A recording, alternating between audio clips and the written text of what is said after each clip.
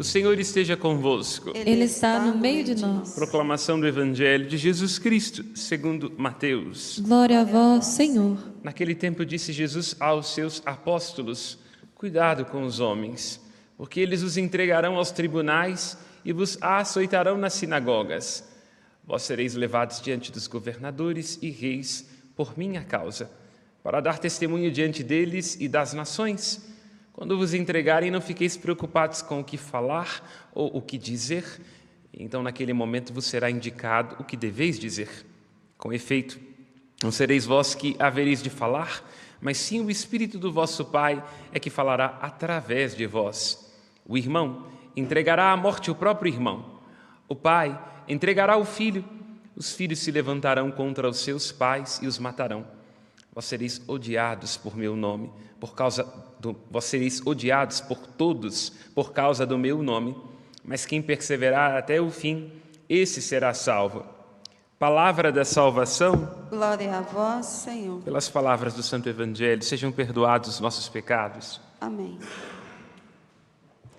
Ainda ontem, na missa do dia, João fazia notar no prólogo do seu Evangelho que é da plenitude de Cristo que nós recebemos graça após graça. A lei foi dada por Moisés, lembrava João no início do seu Evangelho, mas a graça e a verdade nos vieram por Jesus Cristo. Moisés foi legislador de uma lei que lhe antecedia.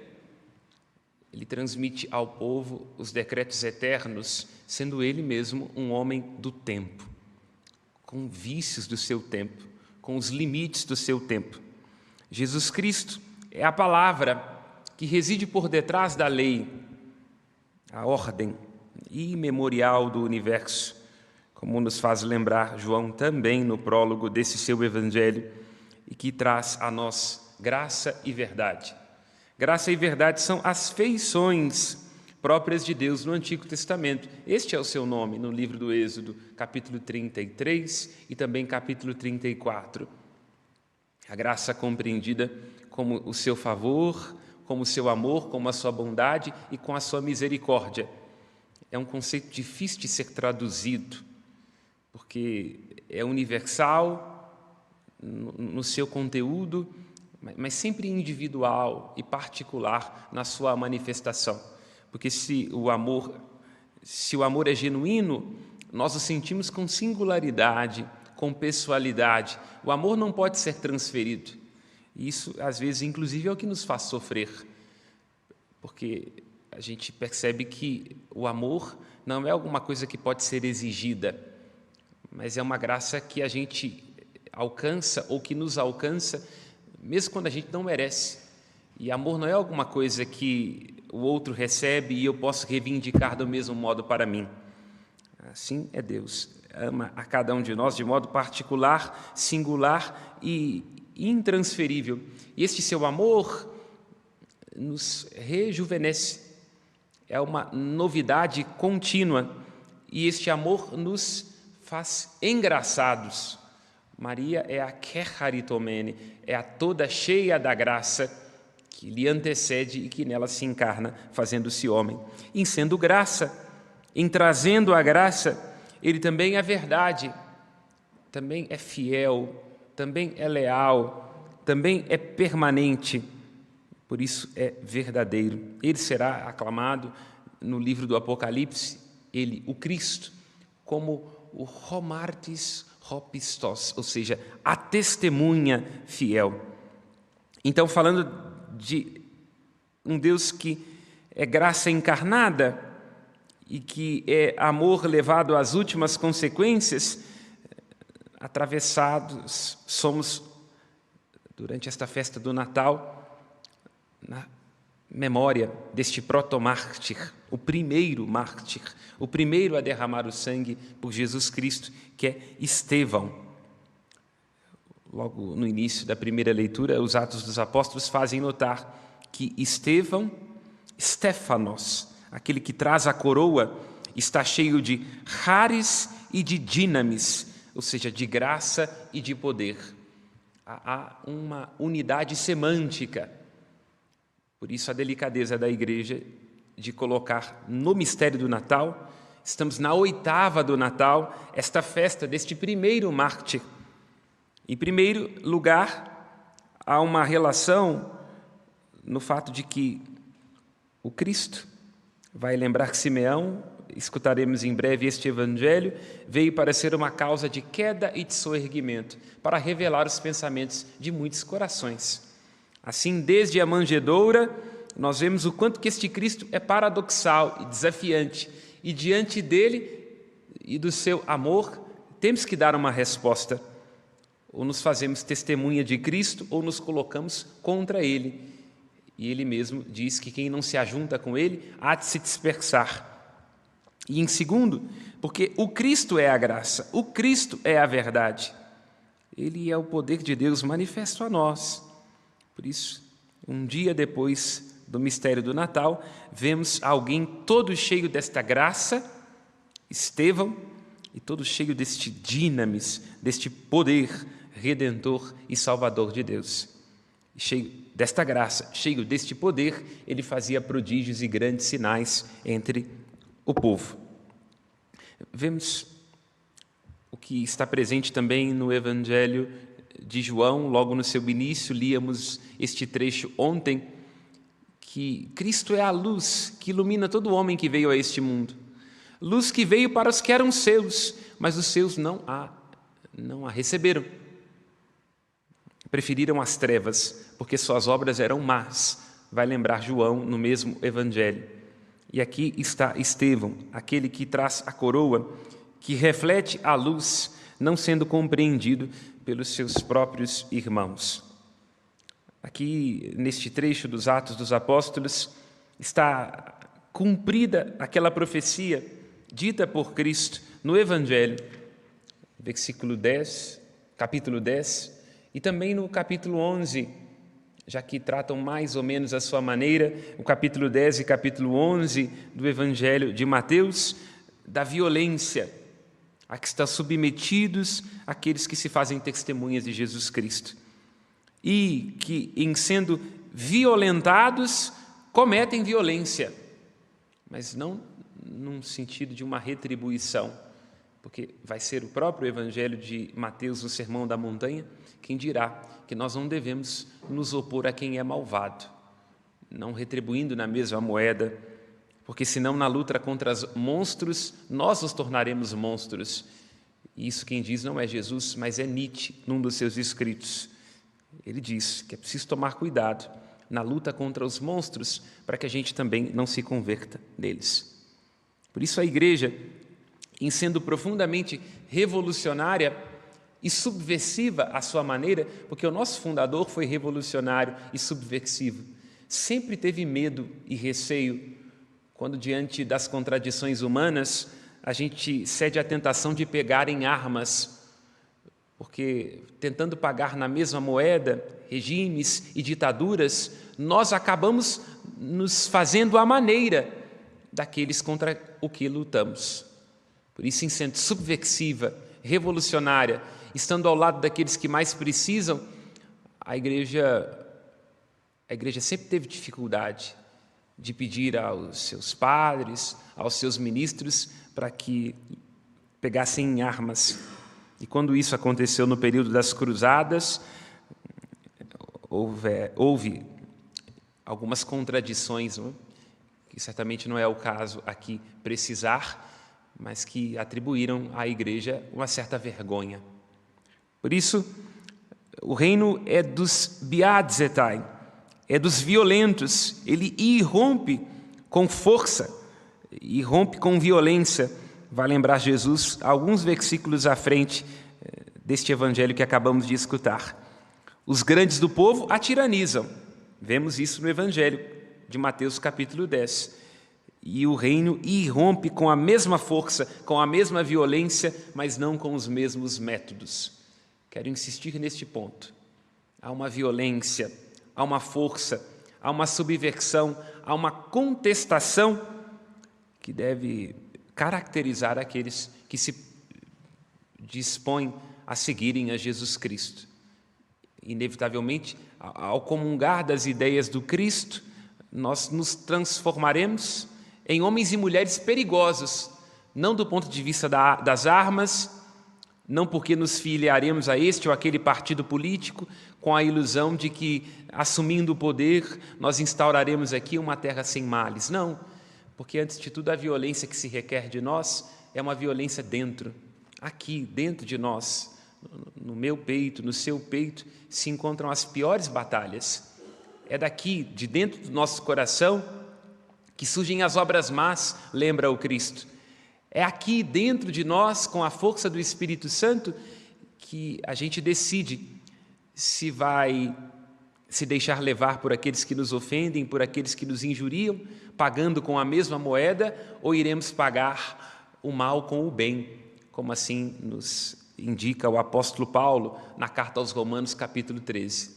Então não há algoz, não há violência, não há regime político, não há sociedade corrupta que possa vencer a integridade de um coração que encontrou em Cristo as suas respostas. É de dentro, nesta dinamis, de onde vem a dinamite, desta dinamis interna do Espírito agindo em nós, que vem a violência que o Cristo espera de nós que somos seus seguidores, discípulos, como foi Santo Estevão. Há, portanto, no testemunho de Cristo, uma fraqueza e uma força. A fraqueza é nossa, nosso limite de compreensão, a decadência da nossa carne. A força vem de Deus, da sua graça. Quando nos sentimos fracos, é aí que somos fortes. Há uma coroa segundo o mundo, que é uma glória ilusória e que passa, e que sempre nos leva a tiranizar, porque estamos sempre com a impressão de que os outros estão recebendo o olhar, o reconhecimento que cabia a nós. E é desta inveja, desta sensação de que o outro tem mais do que eu, que decorrem todas as inimizades, todas as rixas, todas as dissensões. Agora há uma outra coroa, uma coroa inacessível da glória, aquela que recebeu Estevão, não só pelo nome, que quer dizer o coroado, mas com a própria vida. Esta glória não nos poderá ser tirada. E é uma glória que nesse mundo se manifesta com um martírio, que pode sim ser com um derramamento de sangue, mas é a obediência diária, a labuta silenciosa e constante de um amor dedicado na própria vocação. Todos temos os nossos martírios, todos temos as nossas dificuldades, todos vivenciamos o quanto nos custa amar e sermos fiéis a Jesus Cristo. Estevão, versículo 56 da primeira leitura, olha para o céu e o vê aberto, e neste céu aberto pode contemplar o Filho do Homem. Esta expressão, o Filho do Homem, é ambígua. Em primeiro, aponta para aquilo que foi profecia apocalíptica no livro de Daniel. É Daniel, numa das suas visões, que vê um como Filho do Homem, diante do qual todos os povos batem no peito, o governante soberano das nações, o juiz da história.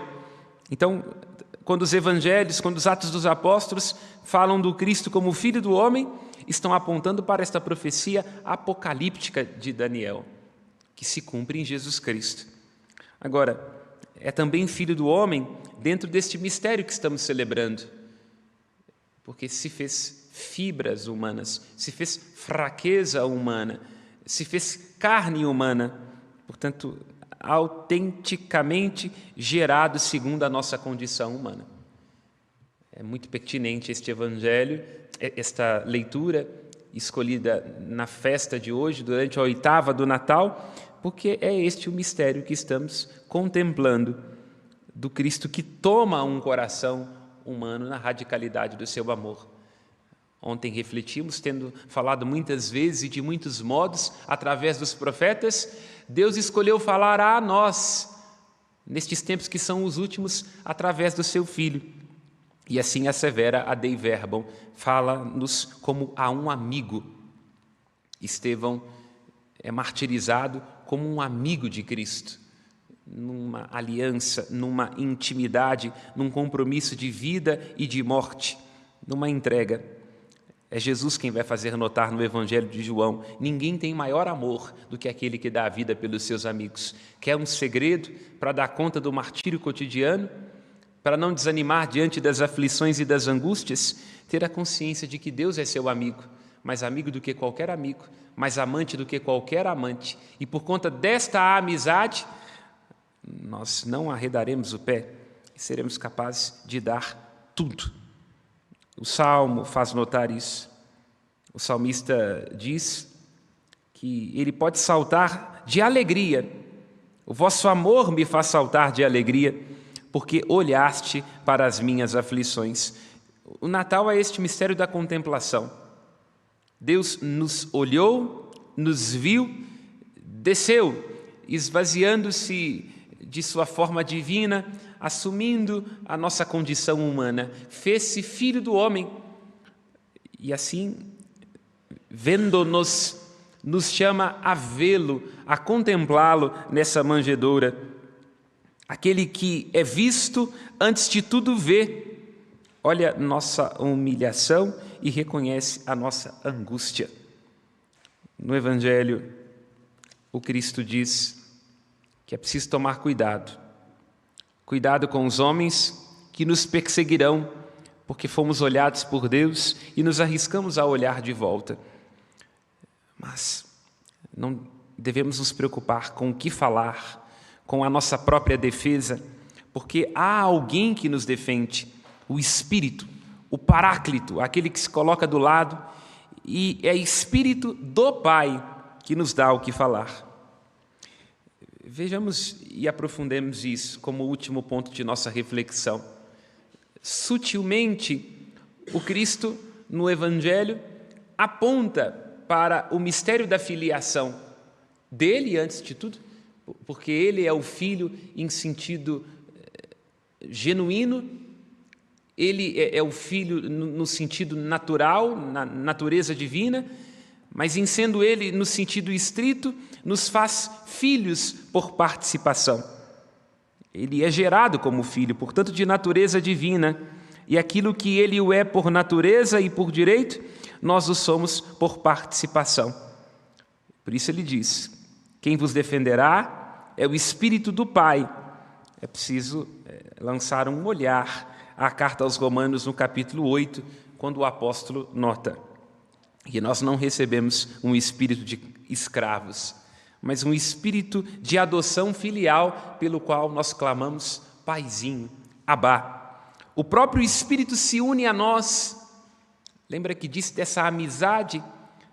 Por isso é preciso viver em estado de graça, porque assim cultivamos a amizade do divino em nós. É o Espírito que se une às nossas angústias, à nossa fraqueza, atestando que somos filhos. E se somos filhos, lembra o apóstolo Paulo, somos herdeiros, herdeiros de Deus e co-herdeiros dos santos. Se de fato, aqui vem o corolário desta festa que estamos celebrando, de Santo Estevão, se de fato nós sofremos com ele, também com ele seremos glorificados.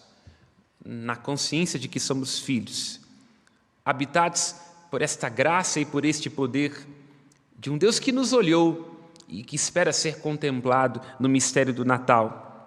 Vejamos os nossos sofrimentos, angústias, que são tantos, incontáveis. Poderíamos escrever cada um no nosso trabalho, eu como padre, você no seu casamento, mais uma página do nosso romance diário, humilhados e ofendidos. No entanto, se humilhados, sofrendo com o Cristo, seremos todos nós Estevão, seremos glorificados, receberemos a coroa com ele.